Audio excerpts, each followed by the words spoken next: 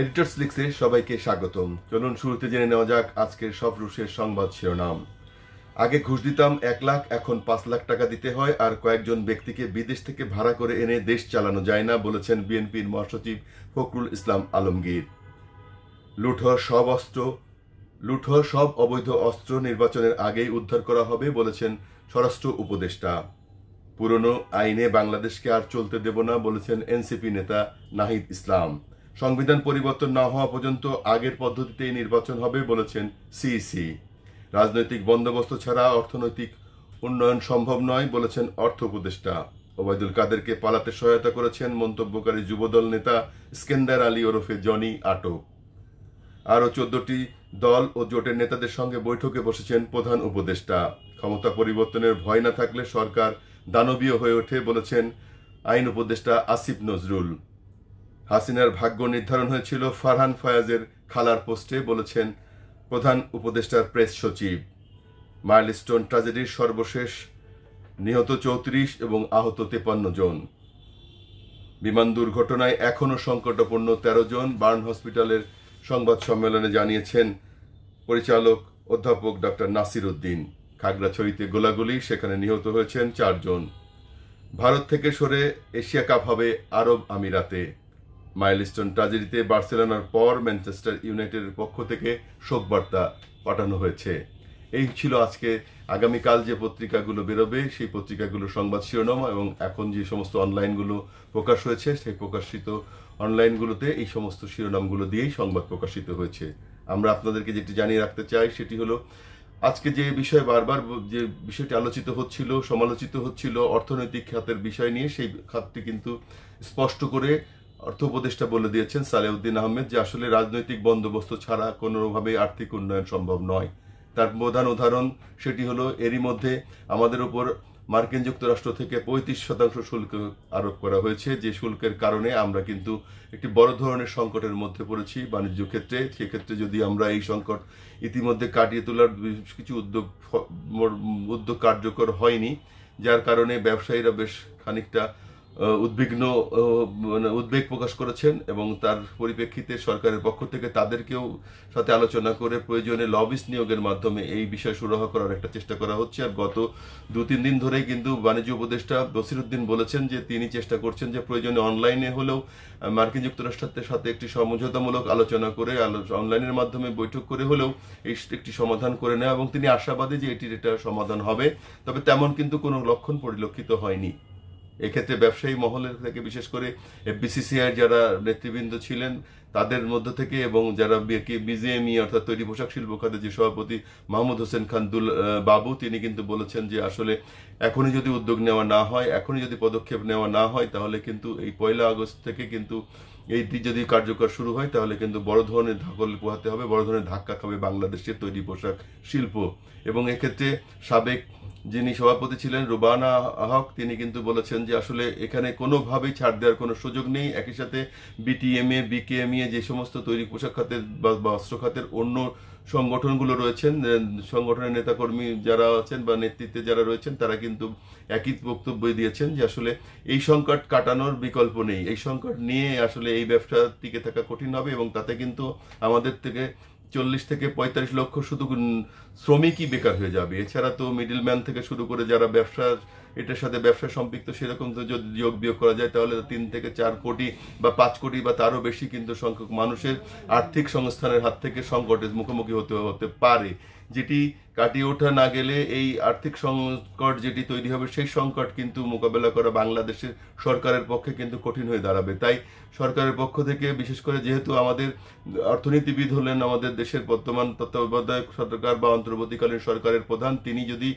তার উদ্যোগে নেন এবং তিনি যেহেতু নোবেল প্রাইজ বিজয়ী, তিনি নিশ্চয়ই তার একটা অবস্থান আছেন এবং তিনি বিশ্বব্যাপী তার একটা আলাদা অবস্থান রয়েছেন, সেই অবস্থানকে কাজে লাগিয়ে এই সংকট মোকাবেলার জন্য একটি সহউদ্যোগে তিনি একটি উদ্যোগ নেবেন এবং সেই উদ্যোগটি নেওয়া খুবই জরুরি বলে মনে করছেন ব্যবসায়ী মহল, যার পরিপ্রেক্ষিতে ব্যবসায়ীদের পক্ষ থেকে বারবার কিন্তু আহ্বান জানানো হচ্ছে যে যে কোনোভাবেই যেন এই সংকট যে কোনো মূল্যে যেন মোকাবেলা করে একটা সুরাহা জায়গায় নিয়ে আসা যায়, না হলে কিন্তু এই সংকট থেকে যে বড় ধরনের অবস্থা তৈরি হবে সেই অবস্থাতে কিন্তু মোকাবেলা করা বাংলাদেশের জন্য, বাংলাদেশের ব্যবসায়ী মহলের জন্য যেমন কঠিন হবে, উদ্যোক্তাদের জন্য যেমন কঠিন হবে, তেমনি সরকারের পক্ষ থেকেও কঠিন হয়ে উঠবে সেই চ্যালেঞ্জ মোকাবেলা করার জন্য। তবে নিশ্চয়ই সরকার এই বিষয়টি উপলব্ধি করছেন এবং উপলব্ধি করার পরিপ্রেক্ষিতেই কিন্তু বাণিজ্য উপদেষ্টা বেশ কয়েক দফা বৈঠকও করেছেন এবং এখন তিনি আরো বৈঠক করে হলেও এবং প্রয়োজনে নীতিগত সহায়তার মাধ্যমে দিয়ে হলেও তিনি চাইবেন যে এই সংকট মোকাবেলা করে বাংলাদেশের আর্থিক খাতের যে সংকট তৈরি হচ্ছে বা আপনার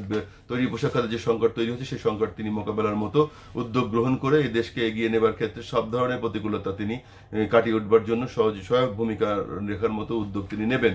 যেটি জানিয়ে রাখা দরকার সেটি কিন্তু অর্থ উপদেষ্টা বলেছেন যে আসলে যে সরকার, অন্তর্বর্তী সরকারের থেকে যে সমস্ত উদ্যোগগুলো নেওয়া হয় আর্থিক খাতে, সেই সমস্ত উদ্যোগের প্রতি মানুষের কিন্তু আস্থার জায়গা তৈরি করা খুব কঠিন হয়ে পড়ে, যার পরিপ্রেক্ষিতে কিন্তু আর্থিক খাতে যে সমস্ত পদক্ষেপগুলো নেওয়া হয়েছে সেই পদক্ষেপগুলো কিন্তু আসলে কার্যকর হচ্ছে না, যার পরিপ্রেক্ষিতে এরই মধ্যে দেখা গেছে গত দিন যেটি আমরা বলেছিলাম যে বাংলাদেশের নতুন গত এক বছরের নতুন খেলাপি ঋণের পরিমাণ দাঁড়িয়েছে 2,20,00,000 কোটি টাকার নতুন খেলাপি ঋণ। এটি কিন্তু কঠিন ব্যাপার, এই ধরনের চ্যালেঞ্জ মোকাবেলা করা কঠিন ব্যাপার হয়ে দাঁড়াবে যে এই খেলাপির পরিমাণ যদি এভাবে বাড়তে থাকে, যেখানে ব্যাংকগুলোর যে মূলধনের যে ঘাটতি সেটিও প্রায় 2,00,000 কোটি টাকার কাছাকাছি, এত বিপুল পরিমাণ ঘাটতি নিয়ে এবং সরকারের যে ঋণ নিয়ে সরকার তার কার্যক্রম পরিচালনা করছেন, সেই ঋণের পরিমাণও যে পরিমাণ বাড়ছে, যে সেটি যদি এত বিপুল পরিমাণ যদি লোড ব্যাংকের উপরে পড়ে তাহলে কিন্তু ব্যাংক খাতগুলো ভেঙে পড়বে, অর্থাৎ আর্থিক খাতগুলো কিন্তু আর মেরামত করে এগিয়ে নেওয়া কঠিন হয়ে পড়বে। তখন কিন্তু আর্থিক সচ্ছলতা, আর্থিক যে সংকট, এই সংকট কিন্তু কোনোভাবেই মোকাবেলা করা সম্ভব হবে না। তখন কিন্তু ব্যবসা যেমন ক্ষতিগ্রস্ত হবে, সরকারের যে কর্মকাণ্ড সেগুলোকে আর্থিক সংস্থানের মাধ্যমে এগিয়ে নিতে সেগুলোতে ব্যাহত হবে। একই সাথে আর ঋণ খেলাপি হওয়ার কারণে ব্যবসায়ীরা বিপদে পড়বেন, নিজেরা নতুন ব্যবসা পরিচালনা করতে পারবে না, কারণ খেলাপি ঋণ মানে কিন্তু সে নিজে যেমন চলতে পারছে না, সে আরো 2-1 ক্ষতিগ্রস্ত করে ফেলে, অর্থাৎ সে আরো যে ঋণ নিবে, অন্য সাহায্য নেবে, সেই সাহায্যগুলো কিন্তু সে ফেরত দিতে পারবে না, ফলে নতুন সংকট তৈরি হবে। এই সংকটগুলো মোকাবেলা করতে হলে অবশ্যই সরকারের পক্ষ থেকে কঠোর পদক্ষেপ গ্রহণ করতে হবে, যাতে নতুন করে যেন ঋণ খেলাপি তৈরি না হয়, আর নতুন করে যে সমস্ত নীতিগত সহায়তা বা নীতিগত সিদ্ধান্ত নিয়ে আর্থিক খাতকে এগিয়ে নেওয়ার চেষ্টা করা হচ্ছে সেটিগুলো যেন প্রতিবাদ্য এবং সঠিকভাবে পালন করে এগুলোকে এগিয়ে নিতে হবে, কোনোভাবে পিছিয়ে নেওয়া যাবে না। এটি কিন্তু খুবই সংকট, এটি নেওয়া কঠিন এবং না নিতে পারাটাই সবসময় হয়, কারণ তত্ত্বাবধায়ক সরকার বা অন্তর্বর্তীকালীন সরকাররা সাময়িক সময়ের জন্য থাকেন, তাদের নির্দেশনাগুলো কিন্তু ব্যবসায়ীরা পারতপক্ষে পালন করতে চায় না, কারণ তারা চিন্তা করে পরবর্তীতে কোন সরকার আসবে, তাদের কি নীতিমালা হবে, তারা কোন আঙ্গিকে এগিয়ে যাবে, সেই সমস্ত ভবিষ্যৎ চিন্তা করে, ভবিষ্যৎ সংকটের কথা চিন্তা করে তারা কিন্তু অন্তর্বর্তীকালীন উদ্যোগগুলোকে সাধারণত বাস্তবায়ন করতে চান না।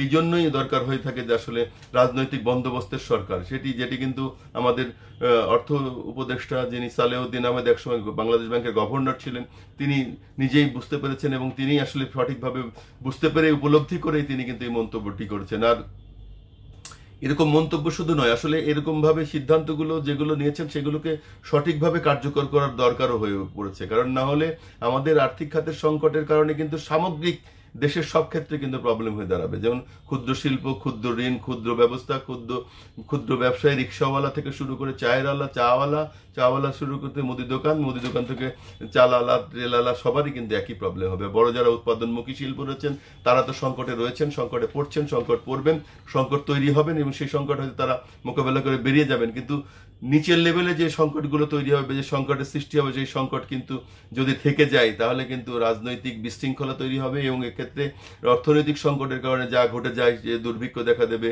আর্থিক অনুষঙ্গগুলোকে যেভাবে প্রতিকূলতা তৈরি হয়ে হয়, সেই প্রতিকূলতা কিন্তু দেখা যাবে, খুন, রাহাজানি, হত্যা, এইসব কিন্তু বেরোবে, চুরি ছিনতাই বেড়ে যেতে পারে, এই যে ছোট ছোট অপরাধ প্রবণতাগুলো বেড়ে যাবে, সেক্ষেত্রে আইন শৃঙ্খলা রক্ষাকারী বাহিনীর জন্য কঠিন হয়ে পড়বে দেশের এই সংকটগুলো মোকাবেলা করার জন্য। তবে সরকারের সবসময়ের জন্য বক্তব্য সবসময়ের জন্য উদ্যোগ, এই অন্তর্বর্তীকালীন সরকারের উদ্যোগগুলো কিন্তু প্রশংসাযোগ্য এবং সেই উদ্যোগগুলো আসলে কার্যকর হওয়া খুব জরুরি। যেমন স্বরাষ্ট্র উপদেষ্টা কিন্তু বলেছেন প্রয়োজনে যে কোনো মূল্যে সন্ত্রাসীদেরকে গ্রেপ্তার করবেন, আটকাবেন, ধরবেন, তাদের বিচারের আওতায় আনবেন, একই সাথে যারা মব করবেন, মব জাস্ট তাদের বিরুদ্ধে ব্যবস্থা নেবেন। এবং তিনি আজকে আবার নতুন করে বলেছেন যে নির্বাচনের আগে যে কোনো মূল্যে তিনি সকল লুট হওয়া অস্ত্র উদ্ধার করবেন। এবং এটি কিন্তু একটা ভালো লক্ষণ, ভালো দিক, যাতে আইন শৃঙ্খলা রক্ষাকারীদের ব্যাঘাত না হয়, আইন শৃঙ্খলাতে বিঘ্নকারী কোনো ব্যবস্থা তৈরি না হয়, প্রতিকূলতা তৈরি না হয়, আইন শৃঙ্খলার অবনতি না হয়, সে বিষয়টি তিনি কিন্তু পরিষ্কারভাবে বুঝতে পেরেছেন, উপলব্ধি পেরেছেন যে কোন কোন কারণে হচ্ছে,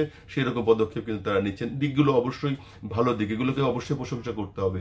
যেমন আমাদের নতুন প্রজন্মের রাজনীতির সাথে সম্পৃক্ত নাহিদ ইসলাম যেটি বলেছেন যে সাংবিধানিক পরিবর্তন যে রাজনৈতিক বন্দোবস্ত ছাড়া উন্নয়ন বলে, নাহিদ বলেছেন যে পুরনো আইনে বাংলাদেশকে আর চলতে দেবে না। এটি ভালো দিক, তবে নতুন আইন তো করতে হবে। সে নতুন আইন, যে আইন দিয়ে বাংলাদেশকে এগিয়ে নেওয়া যায়, সেই আইন করতে হলে তো রাজনৈতিক সরকার প্রয়োজন হবে। সেই রাজনৈতিক সরকারের জন্য তো সেই আনার জন্য সুষ্ঠু পথ তৈরি করতে হবে, অবাধ, সুষ্ঠু, নিরপেক্ষ নির্বাচনের একটা ব্যবস্থা করতে হবে। রাজনৈতিক বন্দোবস্ত আর রাজনৈতিক সরকার ছাড়া কিন্তু আমাদের আইন পরিবর্তন করা সম্ভব নয়। এই অন্তর্বর্তী সরকারের কোনো আইন পরিবর্তন করতে পারে না, যা করা হচ্ছে সব অধ্যাদেশের আকারে, সেটিও কিন্তু সাবেক সরকারের রাষ্ট্রপতি তিনিই কিন্তু প্রবর্তন করছেন। তাহলে তো অন্তর্বর্তী সরকারের যে সমস্ত পদক্ষেপ নিয়েছেন, যে সমস্ত উদ্যোগ নিয়েছেন, সবই কিন্তু পূর্ববর্তী ফ্যাসিজমের সাথে সম্পৃক্ত সরকারের রাষ্ট্রপতি কিন্তু বাস্তবায়ন করছে। তাহলে যেহেতু এরকম হচ্ছে, সেহেতু অবশ্যই অন্তর্বর্তীকালীন সরকারের উচিত হবে দ্রুত একটি নিরপেক্ষ নির্বাচনের মাধ্যমে দেশে রাজনৈতিক বন্দোবস্তের সরকার প্রতিষ্ঠা করে সঠিক আইনের মাধ্যমে দেশকে যেন পরিচালনা করার মতো উদ্যোগ নেওয়া হয়, যাতে নতুন করে কোনো অবিবেচক সরকার অথবা ফ্যাসিবাদের সরকার অথবা স্বৈরাচারী সরকারের প্রবর্তন না হয়, ফিরে আসতে না পারে, সেই বিষয়ে উদ্যোগ নেবেন, সেই প্রত্যাশা আমাদের। আগামী পর্বে আবার দেখা হবে। আল্লাহ হাফেজ।